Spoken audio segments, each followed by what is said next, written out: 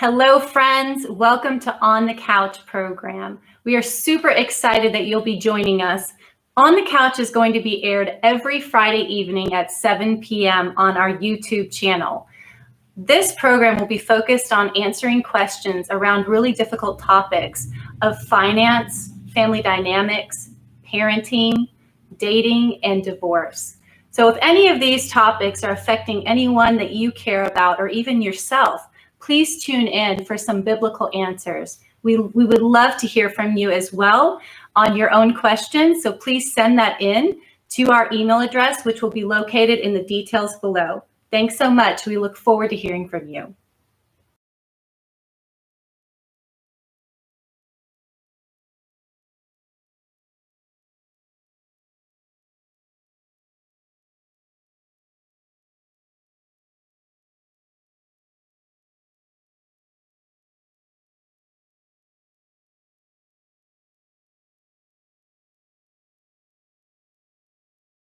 Financial problems, troubled family relationships, unplanned pregnancy, broken marriage, delinquent children, or overwhelming grief.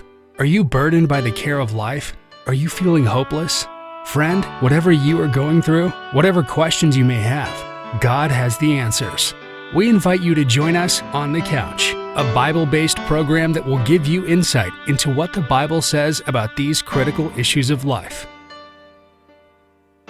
We present to you On the Couch, finding hope in the midst of a crisis. Welcome to another episode of On the Couch, a program brought to you by the Access Seventh-day Adventist Church and the Fil-Am Seventh-day Adventist Church, a program where we talk about family dynamics, family relationships, money, and any questions you may have. We're very glad to have with us this evening Pastor Kennedy Vanderpool. We've had him on the show before. Pastor Kennedy, it's great to have you back on, and we're talking about parenting today. You know, a topic that, I think a lot of people, we can't get enough advice on. Parenting is one of those that it's ever changing, it's always evolving, and it's one of those things that, no matter how good we think we are at parenting, we're always going to need a little bit more help. So let's go ahead and again, I like throwing softballs at you when we start. So how many, do you have children? And if so, how many children do you have? Yes, I do. I have 3 children. I have 2 girls and a boy, and the boy is sandwiched between the girls. And then I have 2 grandchildren, a boy and a girl as well. And it's a fascinating journey when it comes to this aspect of parenting. And I agree with you 100%. That is, all the dynamics are always changing, and the world in which we are living are also changing, and therefore parenting also is dynamic in that it never remains static. So I'm in agreement with you 100%. So has it always been easy to raise children? One of the things I hear all the time, and I hear it from my wife, it's, what world are we bringing our children into, or what world will we be living in when we want to have children come in? And it always seems like it's always a bad time to have children. There's always something going on. Either, the Cold War is going on, or you live in the 40s when, we're in the middle of World War II, or, right now in the middle of a pandemic. Has it ever been easy to have children? No, and anybody who tells you otherwise don't understand, or maybe they have understood what raising children are about. The challenge with raising children is that you don't have a manual. In addition to that, every child is different. So you cannot even use just your parenting skills you acquired from your parents for your children. You can use some of the principles, but you've got to always make adjustments to them because each child is different. Each child, therefore, needs different parenting skills. And what I find is fascinating is that is not unique to us. That actually comes from God. And God is the one who revealed to us that we are different. And therefore, he works with us individually. He also works with us collectively, and we have to do the same as well. But he zeroes in on the individual based on who they are, based on how he made them, and based on the different personalities that they have. And we have got to therefore learn to do the same when it comes to raising our children. So it is always dynamic. It is always fluid. It is always a challenge. It doesn't matter what era it is. It's always a challenge. And what would you say is one of the more, challenging aspects of raising a child? Some people say that it's, we can talk about the different stages in life. The newborn stage is always going to be the most challenging because they're waking up every hour, every 2 hours to feed, and they're constantly needing you. Some people say, well, it's when they're toddlers because they're so clingy. Some people say it's when they're teenagers because, all the hormones and everything is, everything's happening to them. And then so, you say, do this, they say, no, I don't want to. And it always seems like there's some challenging stage in the development of the child. Would you say that there is one that for you specifically was a little bit more challenging than the rest of them? Or would you say that there is one in general that is more challenging than the rest?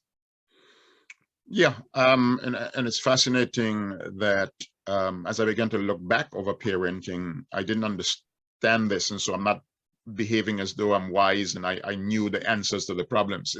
It's looking back at parenting, one of the conclusions I come to is that many of us don't understand parenting, and therefore the purpose why we become parents. And therefore, if you don't know the purpose of a thing, you're going to end up abusing it. And so a lot of us end up abusing our children because we don't understand the purpose why God gave us children to start off with. What is this? So let's switch on that a little bit. What is the purpose of having children? Some people think that it's selfish to bring children into this world that we live in. Why would we want to subject them to this world that we live in? But why do we have children, or what was God's purpose for us having children? Well, first of all, it is his will. He says in Genesis chapter 1, 26 to 28, be fruitful and multiply and replenish the earth. In Genesis 5, 1 to 3, he gave to Adam the same ability that he had. And this is the beauty about God. The beauty about God is that he always shows us what to do and then asks us to do what he has shown us to do. And so when you look at Genesis chapter 1, 26 to 28, he created man in his image, and then he gave Adam and Eve the ability to create human beings in our image as well. And I believe that one of the main purposes is for us to understand the love of God. To have a better idea of how much God loves us and has done and will do anything and everything legal, ethical, moral in order to save us. So to demonstrate to us how much he loves us, he gives us that privilege, he gives us that opportunity. And even those of us who can't make children, we have nieces, we have nephews, we interact with young people, young children, and there is that helplessness about them. And you have to, as parents, and of course because of sin, there are those who don't see it this way, and sin has skewed them in that they want to destroy the child.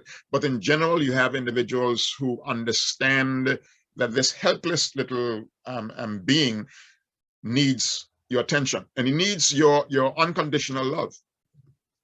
You have to demonstrate to a child, and you just finished talking about it, for example, getting up at night, changing pampers, feeding, the child not doing what you want, but doing what they want to do. And so you've got to learn, and I believe that's one of the processes that we go through in understanding God's love for us when we have children, and how he loves us unconditionally. And we now have to extend to those children unconditional love as well. It's funny that you mentioned that, having children is a way for us to know, to kind of understand what God's love is. That was one of the first things that I heard when I held my daughter for the first time. It was, you won't know what God's love is until you hold that baby in your arms, and everything just completely changes. And it's absolutely true. Yes. I would do anything for my daughter. Exactly. And obviously within reason, within morality and ethics and all of that. But it's the love that you have for this child.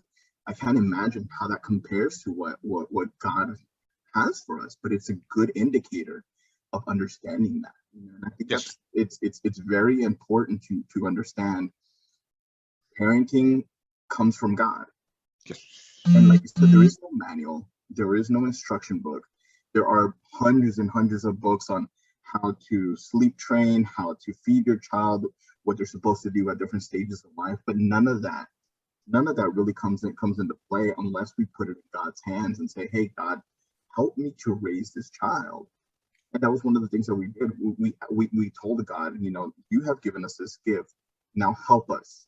Yes. Help us to raise this child according to your will, according to the beliefs that we have in you, according to your purpose. And Yes. I think that I find that very fascinating that,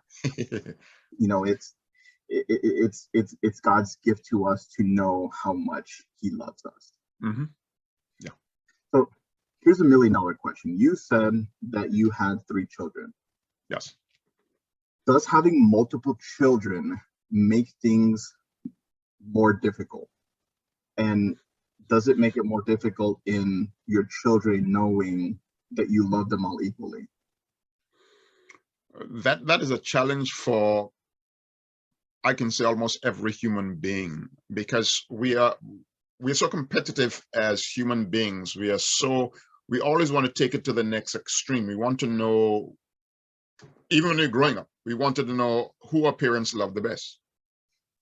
It's a natural response that we have. Most parents who are smart enough don't let the child know which one is, even though they can figure it out. Because with our parents, though, for example, the way we grew up, our siblings, my father loves my first daughter, my first sister, that's his favorite. My mother, it is he is what, the third one from the last. But we understood the reasons why, so none of us were upset with our parents. So, for example, with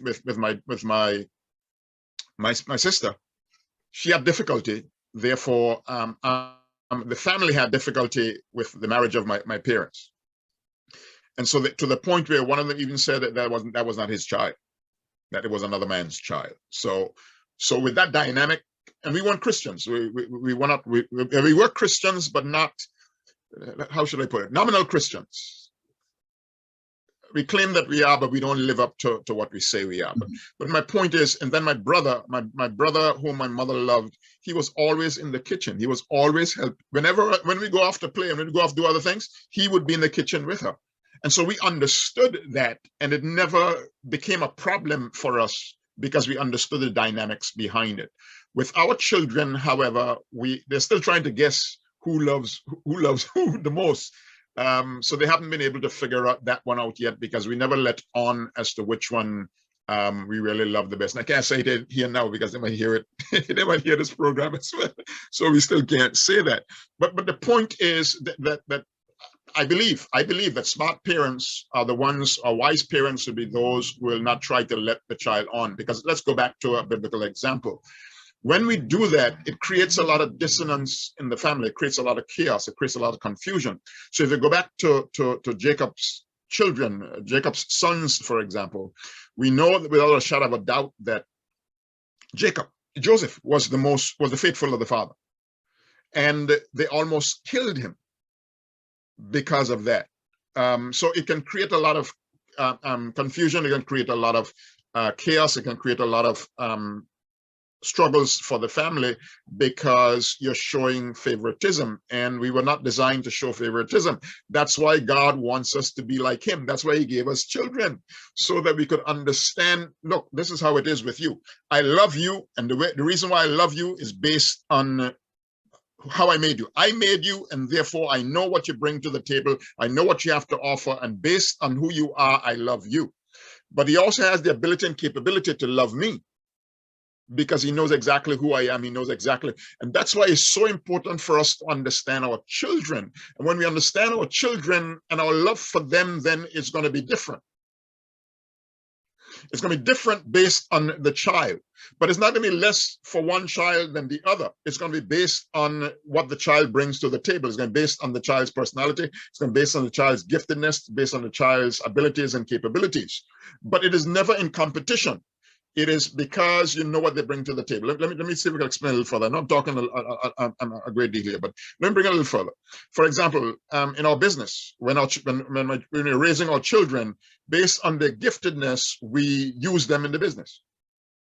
So knowing what the child's gifts and abilities are helps to bring about unity among the family, because what they bring to the table is different to each child, but each child contributes to the building up of the family, the building up of themselves, the building up of society.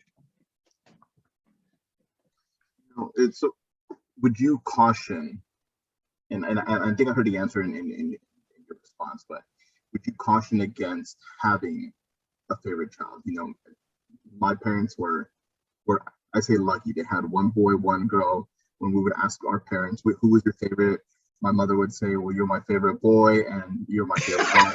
And so that was the way that they were able to circumvent that answer. Right. So would you caution against that, or is having a favorite, quote unquote, having a favorite, is that kind of part of having multiple children, that there's one that you gravitate towards more than the others?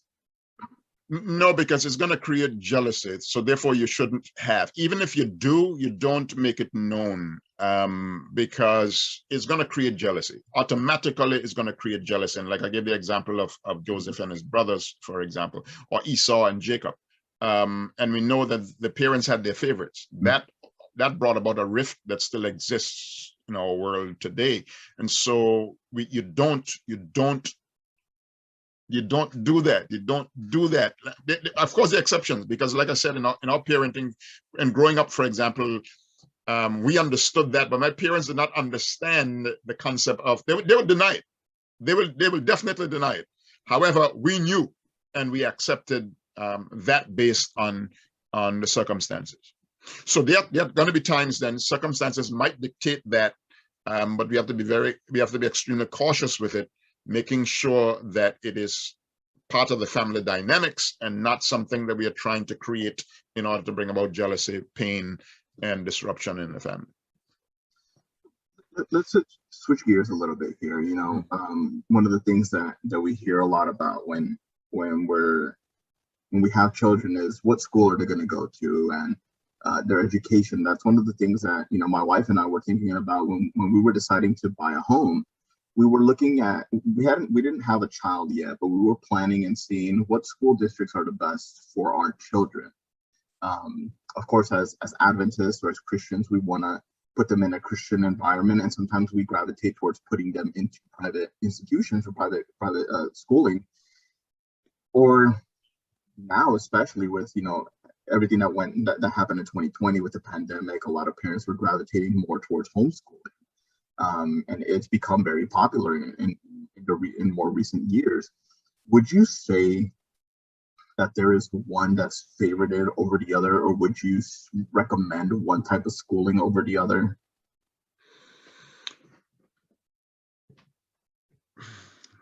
Very good question. This is a very, very insightful question.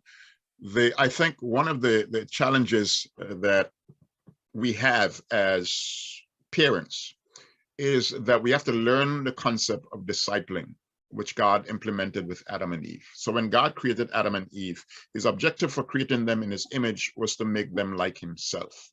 And so in order to become like him, they had to be discipled. And so God would come down, Genesis 3 and verse 8, God would come down and hang out with Adam and Eve. And the reason for doing that was to help them to become like him, as they look at him and they imitate him. And so discipling is a concept that is a part of life. And that's the beauty about serving God. And serving God, God never asks us to do stuff that is outside of our realm, that is foreign, that is not something we're already doing. So discipling, for example, is a concept that we do on a daily basis.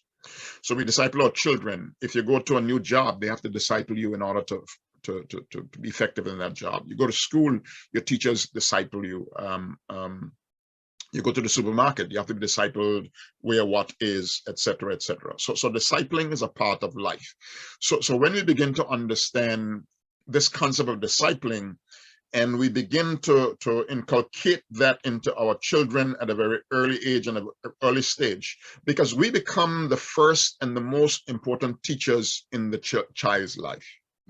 And so we therefore have to make sure that we are following in the footsteps of God. And in following in the footsteps of God, he will direct our steps. He will direct our path as to where they really, those children should go as far as their schooling is concerned. So he will direct you. Then the Acts, in the book of Acts, he says, God have made of Acts 17. He says he's made of all nations of one blood, and he tells us where we should live in the boundaries whereby we are going to be surrounded. So God will direct our steps. God will direct our path. And so if we are discipling our child, that is the most important. That takes precedence over any school you're going to send your child to, because your objective for discipling your child is so that the child become more like Christ. Mm-hmm. And so there are going to be times when God is going to direct you. He's going to direct you to some places we don't think we should be going. But if it is God who sent us there, then we need to follow in his footsteps. Let me give an example of what I mean. Let's take Joseph. Would you have taken that route for Joseph to become governor of Egypt? I wouldn't have. There is no way that was going to allow my son to be almost killed, placed in a pit, sold into slavery, become a slave, go into prison, and then come out and be a governor. Mm. That's not a route we would have taken. But that's a route that God allowed him to go through so he can become governor. And if you look at it from God's perspective, I would have taken, if I wanted to become governor, I would have taken him to the best schools, the political colleges, the universities that teach the best form of politics, get him to hobnob and to be around wise politicians, and then make my move. But that's not the way God operates. So we've got to always be open, and yet we talk about being fluid and being open in terms of when it comes to raising our children because of the dynamics that are going on. It's the same thing with us in our walk with God, that God will direct our steps and God will direct our path. And sometimes what happens to us, we come with preconceived ideas, and this is what I should be doing because I saw my mother do it, I saw my neighbors do it, I saw the church members do it, but that's not always God's plan. And so we've got to always be listening. And it's also important that we plan. But remember that it is God's plans that prevail. So if we always remember it is God's plans, and so our plans do not become concrete, our plans become dynamic, so that whatever God wants and whenever God wants us to make adjustments, it is easy for us to make those adjustments. So just to clarify, and just for my understanding, because this is one of the things that I think about a lot. Yes. The school or the institution itself doesn't matter as long as we educate our children from the get-go in the ways of the Lord. Just like Proverbs says, instruct your child when he is young, and when he is older, he will not, depart from them.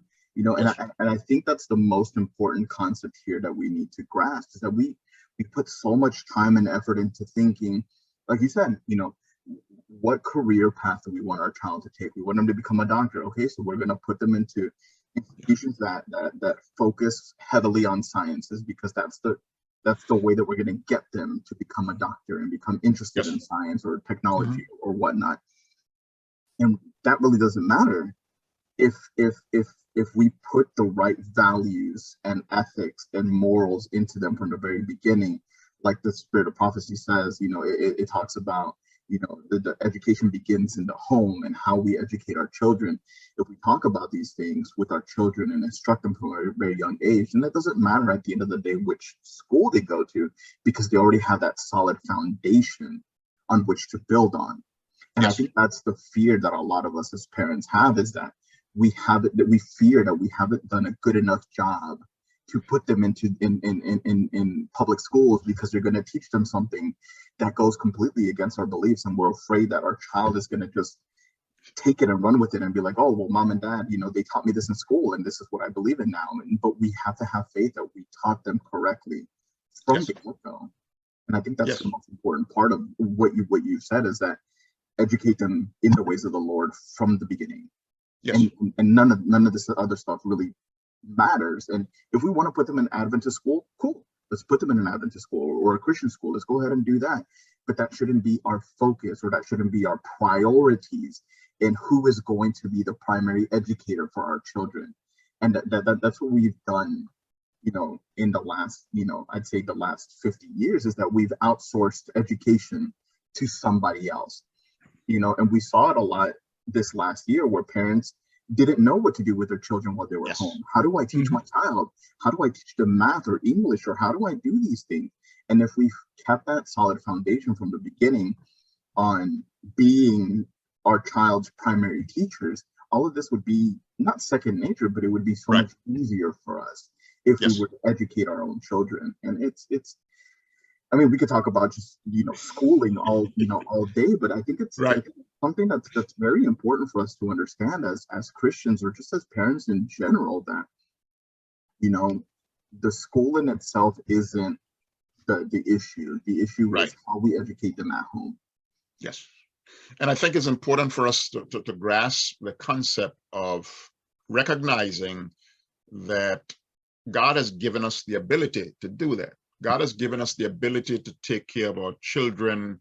As a matter of fact, 2 Peter chapter 1 and verse 3 says, according to his divine power, hath given unto us all things that pertain unto life and to godliness.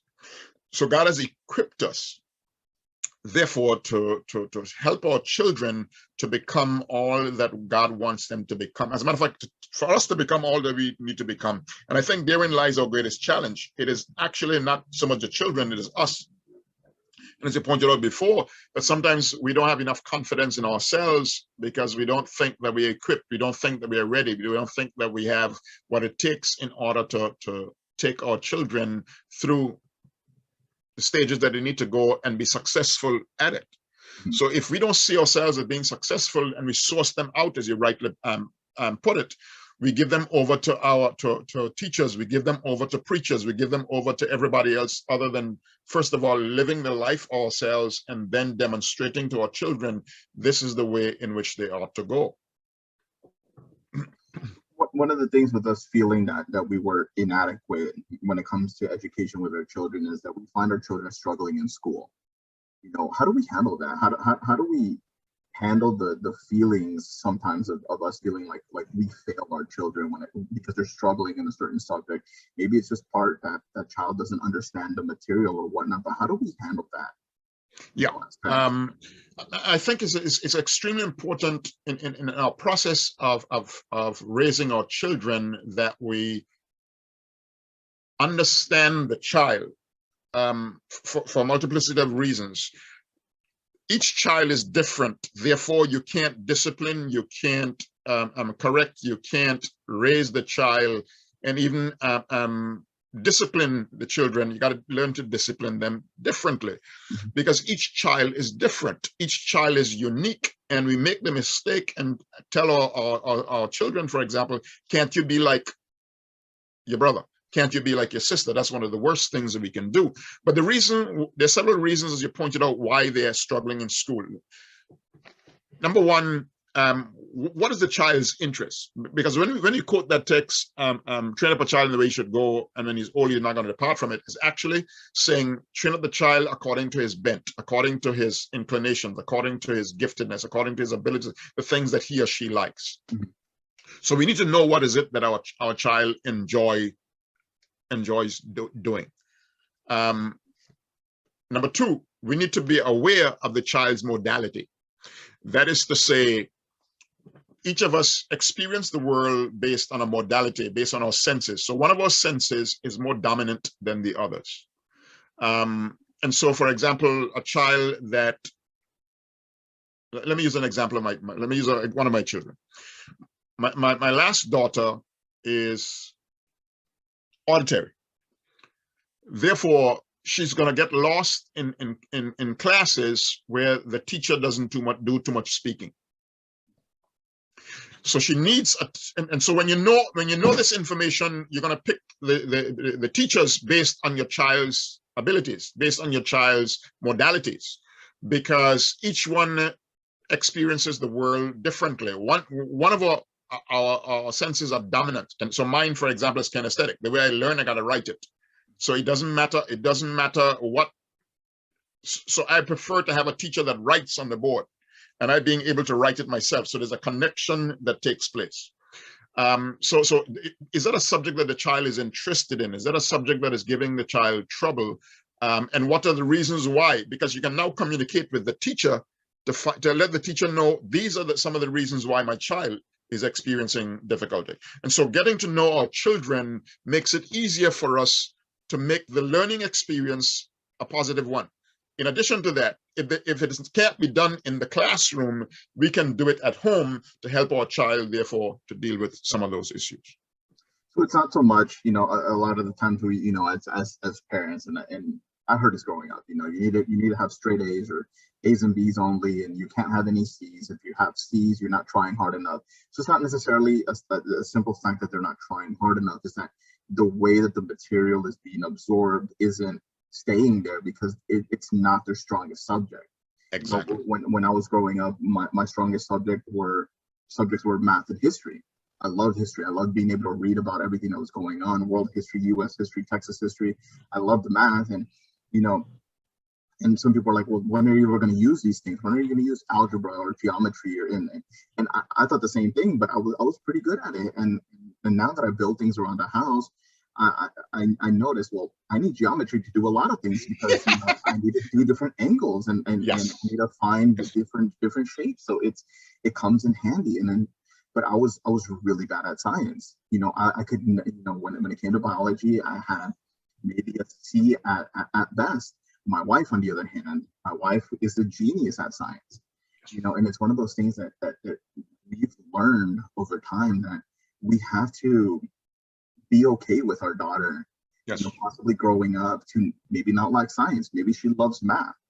And then knowing that maybe science won't be her strongest suit, and we have to be okay with that and encourage her and motivate her. And her, obviously her mother has a science degree, so she'd be able to help her out in different ways.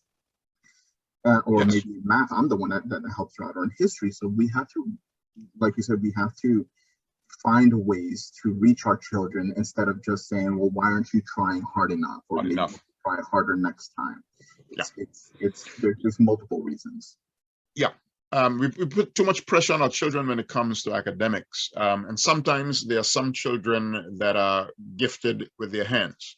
There's some children that are gifted in electronics. There's some children that are gifted in mechanics. There's some children that are gifted in garbage collection.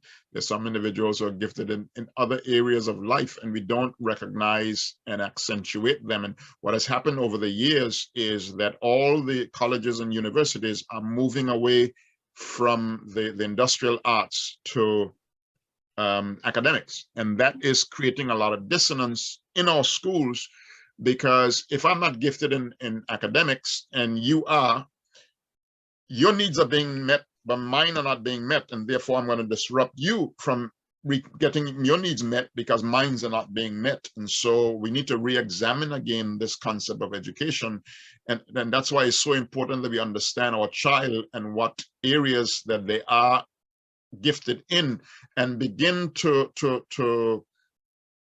connect them. For example, there's electronics that they're into, and you're not getting it in school, to find an apprenticeship program for your child, or find a relative who is in that area and team them up with them, because they need to have a sense of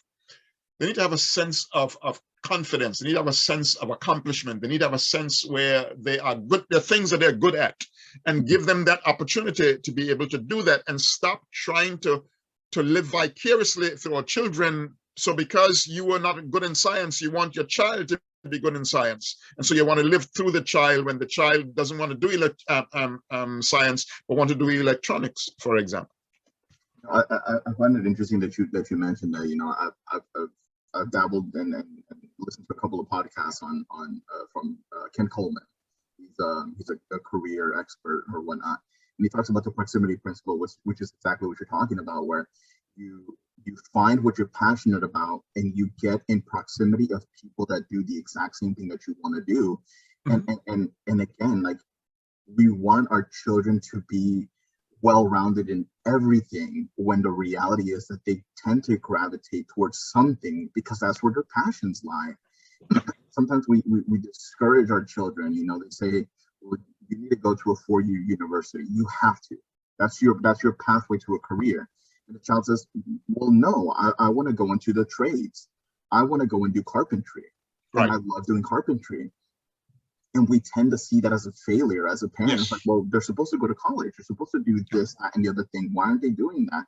And we force our children into this box when the reality is, like you said, we need to put them in proximity of things that they love doing. And that's how we can build stronger children and in turn more productive adults. And that's what we need to do, because that's what we're doing. We're training up the next generation of productive citizens, of good moral character Christians. That's what we're doing. That's our responsibility as parents. And if, like you said, if we're trying to live vicariously through our children, we're failing at what God has instructed us to do, which is to create and educate productive members of society, and for them to go off and do their own thing, not for us to do through them. You know, and I find that very interesting. That two things.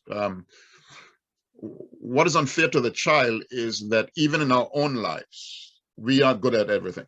So why do we expect our children to be good at everything? Yeah. If we put them in proximity to the areas in which they are they have that bent, then it reduces the desire to become gang members. It reduces the desire to become delinquents in society, because we are fulfilling the needs that they have in their lives. And I thank God for in our family, for example, I recognized that very early. As a matter of fact, I did not finish my doctoral degree because I realized it didn't make sense to me personally. And I just walked away from it. But I also told my children, you don't have to go to college. However, you got to find something that you love and you're passionate about. You got to give it everything you've got, or else get out of my house. You're not going to just slide by. Yeah. They chose to go to college, but they didn't have to if they didn't want to. But they were given that choice. And I think that answers the question on how do we build their confidence. And building their confidence is seeing the child for who they are. Again, giving them choices and abilities to make their own decisions within reason. But seeing them and their talents and their passions, because our children, even though they are our DNA, they could vary completely different from us. Yes. You know, I was passionate about digital graphics. I'm passionate about woodworking and building and you know, everything hands-on. My wife is passionate about science. And if our daughter decides, well, I love music, right, and we're like, well, where did this come from? You know, yes, I dabble a little in music, but it's you know, where did this come from? And it's encouraging them builds confidence in our children to do what they want to do and to be who they need to be, or who God has asked them to be. Yeah.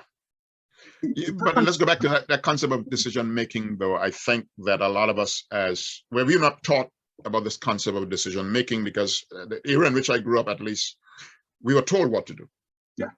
You're never given the opportunity to make choices, because that's how our parents understood it, and that's the way they taught it. But I think what we need to learn to do from an early age and early stage with our lives, and we did it with our children, is that, for example, you give them the choice between, if you're going to church, for example, you give them the choice between 2 dresses, or you give them a choice between which suit they want to wear. So you give them 2, and you help them to develop that. You give them choice of meals, for example. What do you want to eat today? Macaroni and cheese or mashed potato? And even if they begin picking the same one all the time, it gives us an opportunity now to get them to understand that's not the way life operates. You can use those also as teaching moments to help them to understand how you go about making decisions. And if they still insist on doing that, then you let them know, I have to take away this choice from you, because you're not doing a very good job at making choices. But that's a reality also that we experience in our world. So if the boss tells you to do this, but you choose to do something different, then he's going to stop giving you the choices. As a matter of fact, you're going to lose the job that you have. So we got to find ways and means, therefore, to give our children opportunities to make decisions, and not always making the decisions for them, because when the time comes now for them to make the decisions, They can't, because they don't know how, and they haven't developed the abilities and capabilities as to how to go about accomplishing that. One of the things that you mentioned in knowing or understanding that each child is different and each child needs to be disciplined differently from the rest of them. How do we discipline our children? When it comes to decision making, we tend to want them to make the right decision.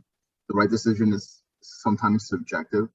Right. When we give them multiple options and they pick the one that we didn't want them to pick, but we gave them that ability to do it, we tend to overcorrect and say, well, that's not what you were supposed to do, and we tend to punish.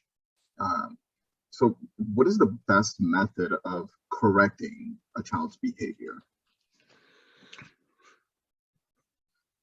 Again, you need to know the child's modality. You need to know, again, which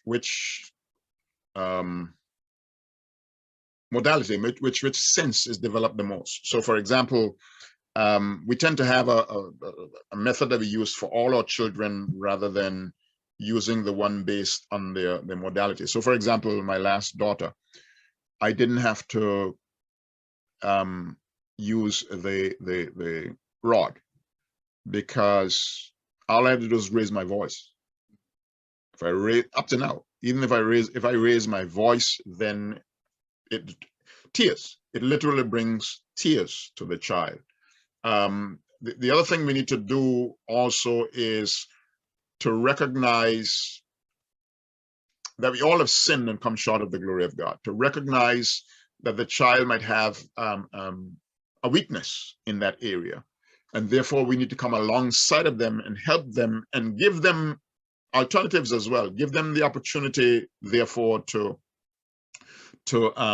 correct the mistakes that they've been making in their lives, to treat them with respect, to treat them with dignity, to treat them with recognizing that we are all in this struggle together. And again, you've got to learn to depend upon the Spirit, because the Bible says that if you spare the rod, you're going to spoil the child. So there are times when you're going to have to administer the physical punishment, but it should not be the first resort. Like when we were growing up, I don't know about you, but when we were growing up, the first resort was the belt.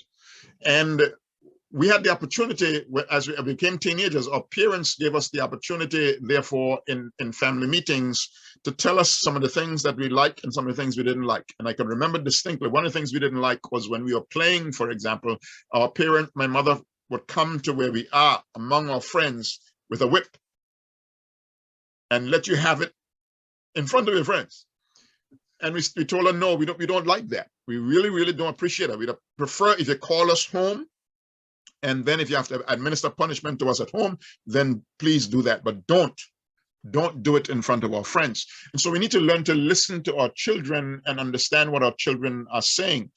I remember distinctly with my son, I never forgot where he accosted his sister, his first sister, and he pushed her, extremely hard. And I was there, and I went after him. I went after him with a vengeance, and I shook him.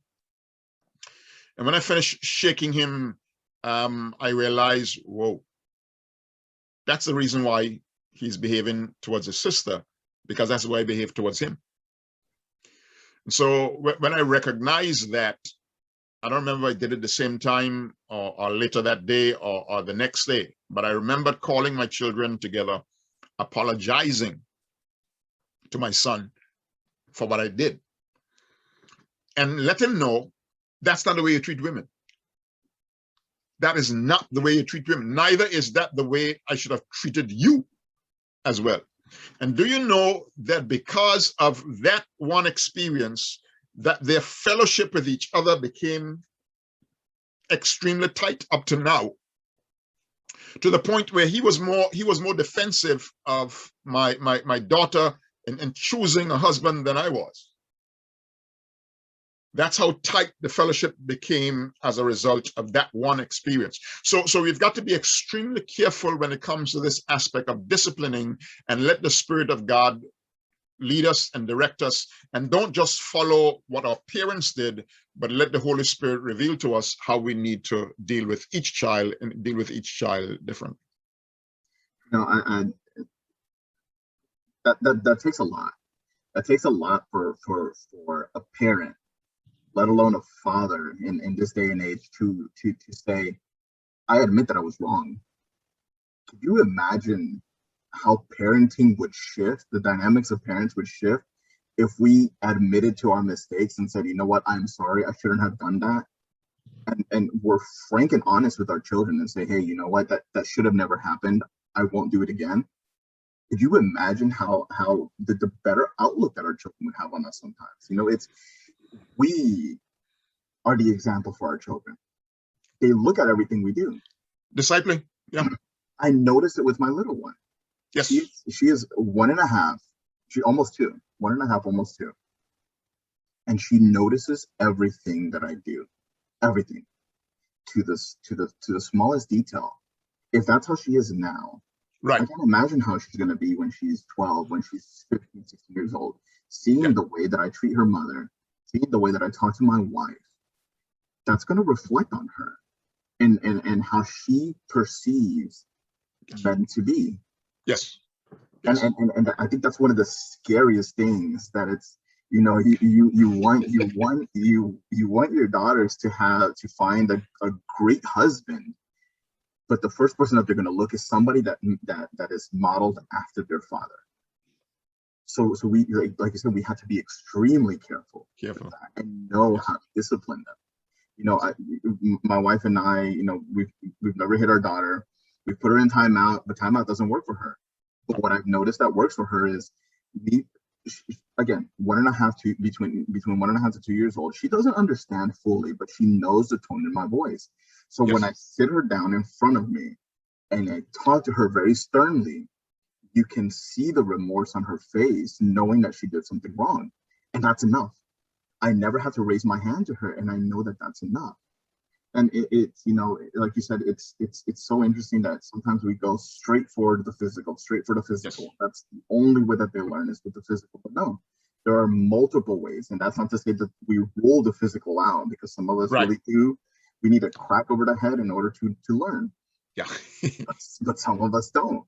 I was one of the ones that I needed a good crack in the head every once in a while from my parents to know and understand what was right and what was wrong. But it's dynamics in children they're so interesting. And one of the things that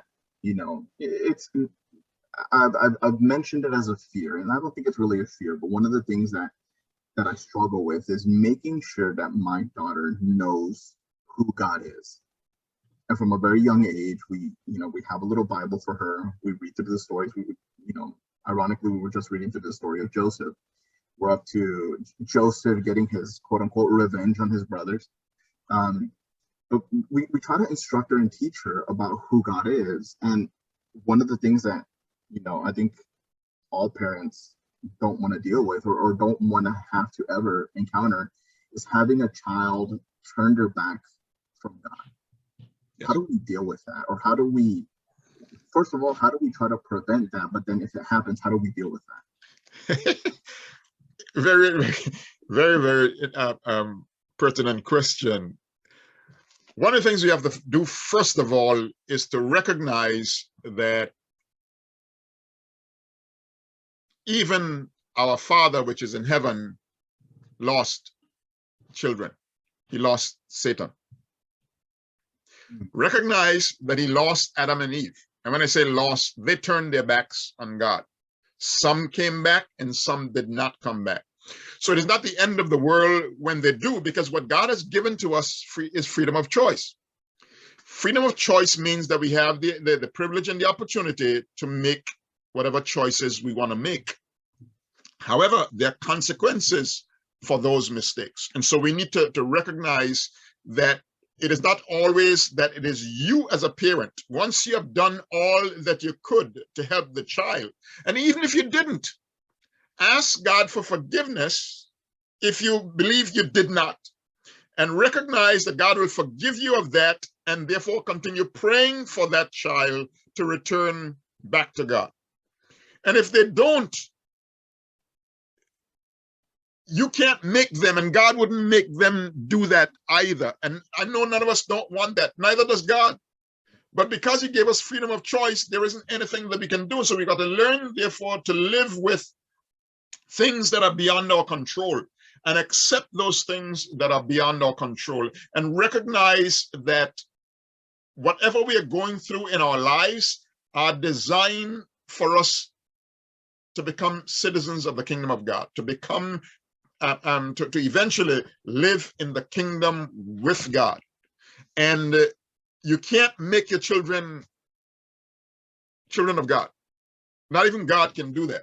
He gave us the choice to make that choice. And there's some individuals who have a bent towards evil and they prefer to do evil than they are bent towards doing good. And therefore, it's beyond our control. And not only that, we need to also learn to help other individuals who are going through a similar process. So we need to align ourselves. We talk about making ourselves affinity to that which we like.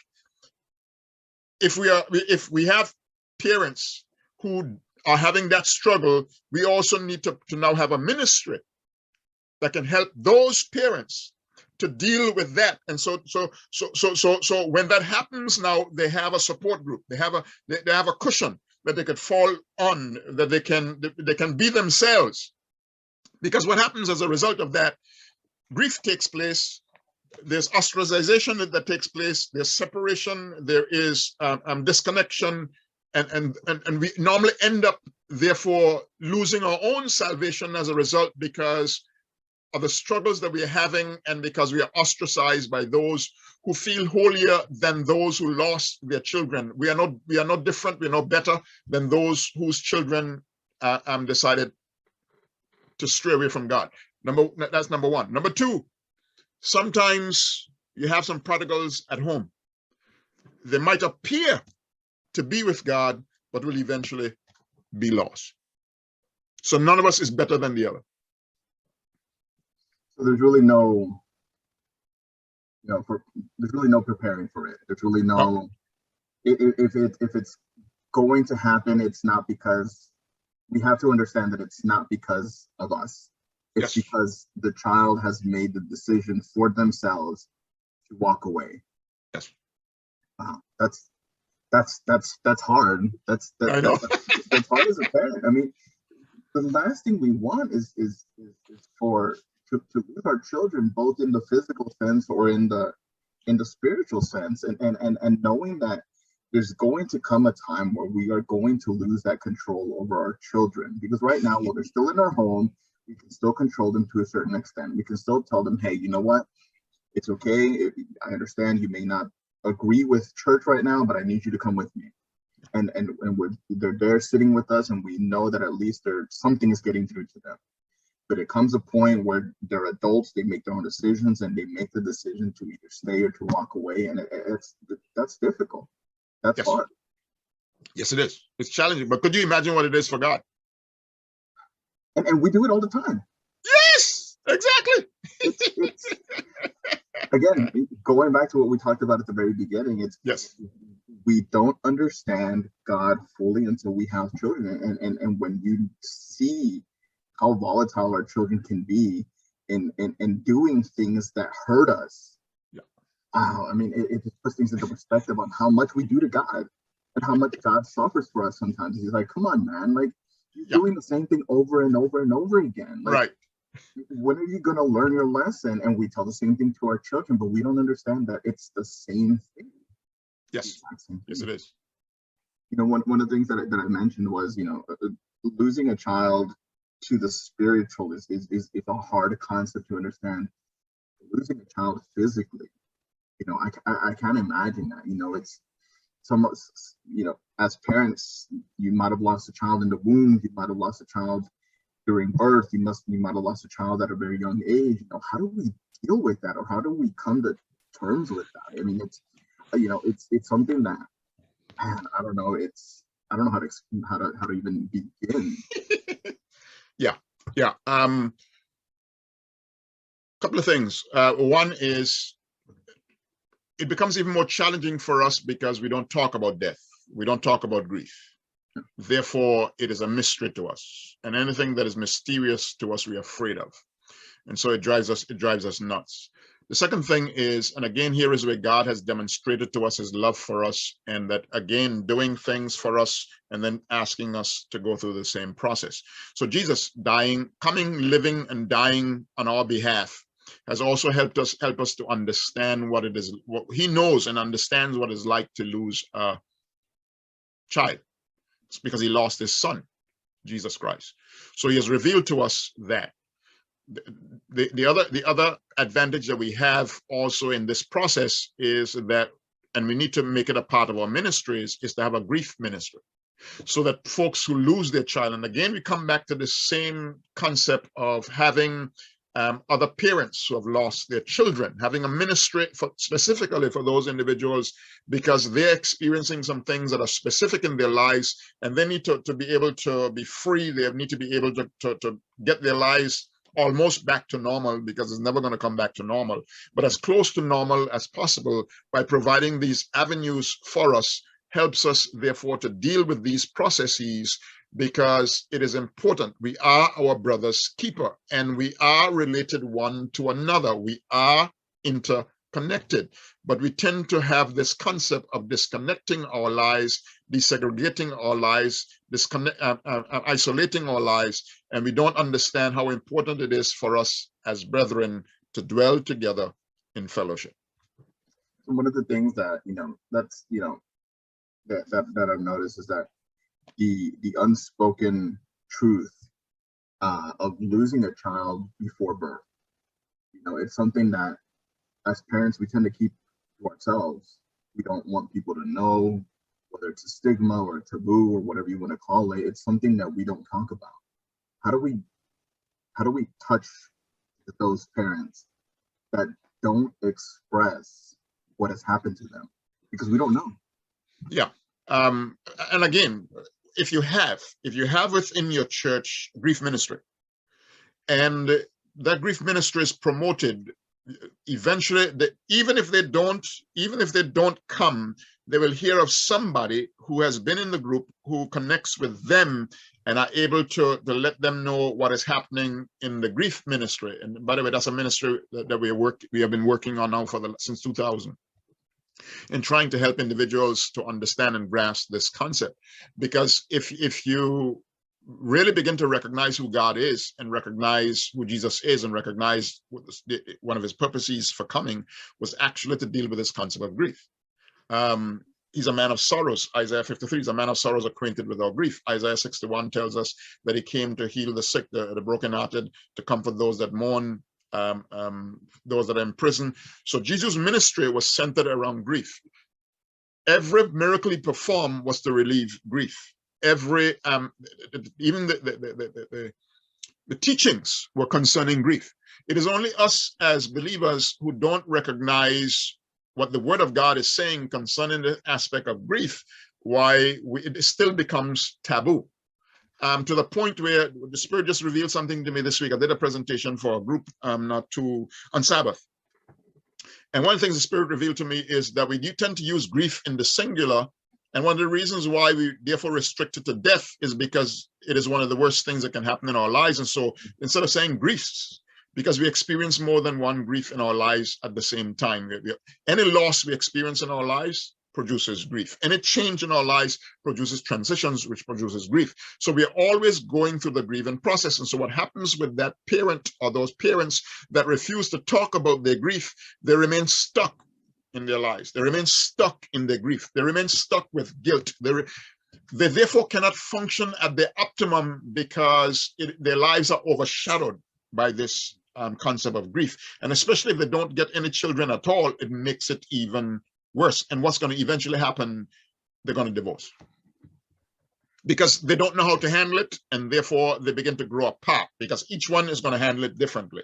So I don't know, and especially if we keep it secret, your emotions, here's what we need to understand. Your emotions don't die. True, grief is not emotions, but our emotions produce grief. Therefore, if we don't deal with the emotions, and we don't deal with the grief, we become stuck in the area and the stage that we find ourselves in. So if something happened traumatic in our lives and we don't deal with it, we become stuck in that area. The same thing with grown-ups. They become stuck at that age and stage where they lost the child, and therefore they're not growing. And because they cannot grow, eventually they're going to end up getting a divorce. So talking about it, finding people with similar experiences is how we can overcome, because I don't think you can truly ever get over the loss of a child. I think that's something that, I think to this day we still carry with us. Yes. The notion of having lost a child is something that's not lost on us. But we learn to understand it slowly, little by little, and learn how to cope with the emotions and move forward to the point where you can get to that point where you can enjoy, if you're blessed to have another child, to enjoy that yes. second child and not see it as a consolation prize. Because I think that's what happens a lot of the times, is that we tend to see the child that comes after as a consolation prize. Not all the yes. time, but sometimes we tend to see them as a consolation prize, or this is what the other child should have been or could have been.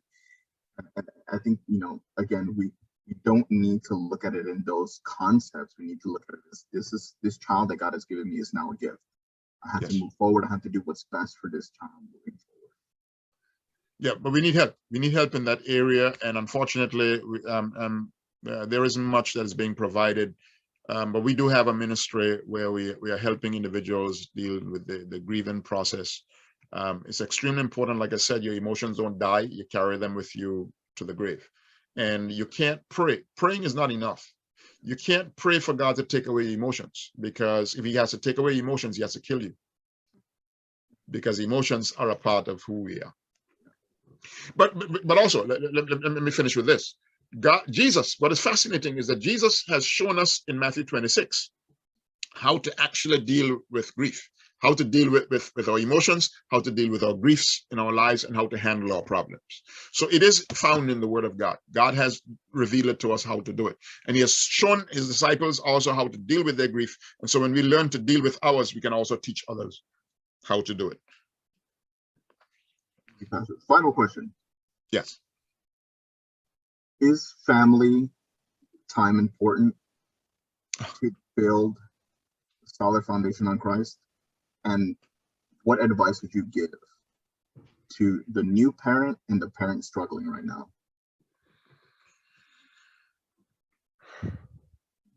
Time is what each of us has the same amount of. Nobody has more, nobody has less. And that's by design by God. And therefore, we've got to learn to prioritize what is important to you. And when you look at family, let me just talk about death. Let's tie it in. When we're on a deathbed, it doesn't matter what we have accomplished. It doesn't matter how many resources we have. What will be important is who's at our bedside. Who is it we have invested in? Who is it that we have parented? Who is it that we have blessed in our lives? That's what becomes important to us. But you can't wait until you get there. In order for you to get there, you've got to therefore learn to invest time in your family. It doesn't matter what's going on in your life. You've got to, and there's no excuse, because like I said, each of us has 24 hours in the day. And therefore, you've got to examine your life. And if you examine your life, whatever you're using most of your time for, that is what is most important to you. And therefore, you've got to sit down and prioritize whether I need to take time for my family. One of the things that God has blessed us with, and we were talking about it just a few days ago, is that we had the opportunity. I was never one of those pastors who bragged about never taking a holiday.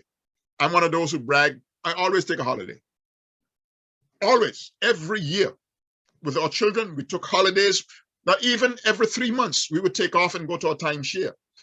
Every summer, we'd go to the Caribbean, back to where I was from, where my wife was from, St. Lucia and Anguilla, and spend time, not only with our family, you got to find time to spend with the extended family, to the point where my son was just living in Anguilla for a couple of months.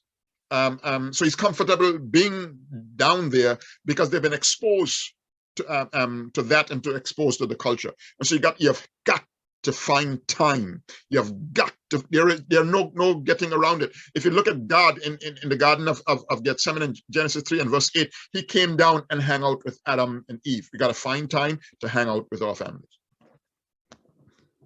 So what advice would you give, and we'll end with this, what advice would you give to parents, both new and current parents, on raising children to fear the Lord?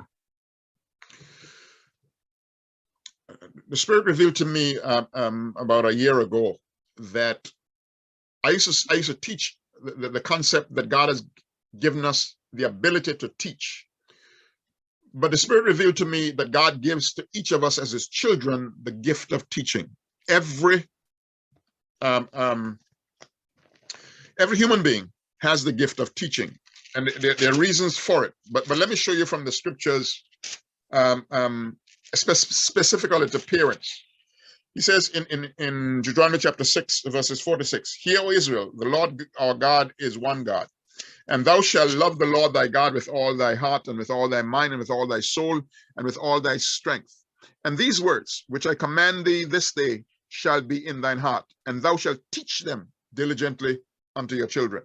So God reveals to us what he wants us to know, and he's telling us now we got to teach our children. He repeats it in Deuteronomy chapter 11, 18 to 21 again. Because this concept of discipling is so important. It is so crucial to us learning to disciple our children. Because if we don't learn to disciple our children, and so God did not therefore leave us wondering as to how we're going to accomplish it. He reveals to us in his word, and therefore this, his word, has got to become your textbook when it comes to raising children. It must become your textbook, not only for raising children. It must be a textbook first for you as an individual. But if you did not accept them at an early stage and you now have children, make this your textbook. The Lord will reveal to you what you need to know in terms of helping your children to grow. Not only that, he will bring the right people in your life to come alongside of you and help you in helping you to raise your children the way he wants them to be raised, so that they become productive citizens, not only in this life, but also the life which is to come. Thank you so much, Pastor Kennedy, for this amazing talk. I'm pretty sure that if we wanted to, we could keep talking for another hour on family dynamics and parenting. There's just so much that we can pull out of here, and this is just the tip of the iceberg, like I like to say. But thank you so much for joining us, Pastor, and for sitting down and talking with us about families and parenting. And to you, the audience, we want to thank you so much for joining us for this episode of On the Couch. We hope you'll join us next time, where we continue to talk more about family dynamics, parenting, divorce, and so much more, and answer many more of your questions. So thank you and have a good evening.